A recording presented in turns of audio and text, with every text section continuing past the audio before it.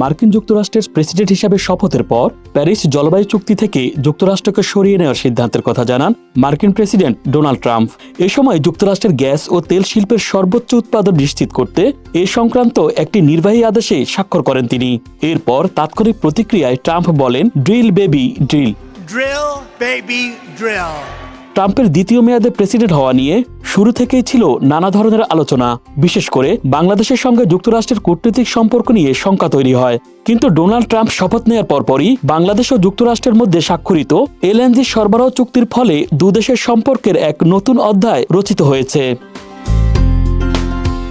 চুক্তির আওতায় বাংলাদেশের গ্যাস সংকট মোকাবিলায় যুক্তরাষ্ট্রের আর্জেন্ট এলএনজি কোম্পানি বছরে 50 লাখ টন তরলীকৃত প্রাকৃতিক গ্যাস সরবরাহ করবে।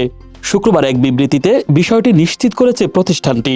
এটি ট্রাম্প প্রশাসনের প্রথম বড় এলএনজি সরবরাহ চুক্তি, যা তার জ্বালানি বান্ধব নীতির প্রতিফলন বলে উল্লেখ করেছে আন্তর্জাতিক গণমাধ্যম Reuters.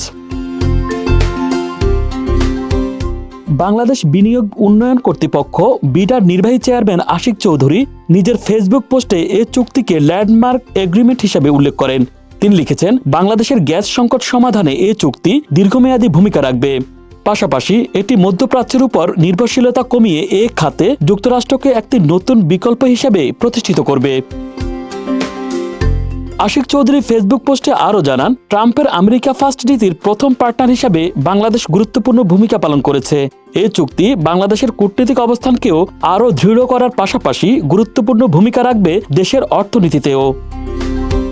Dhaka express desk report.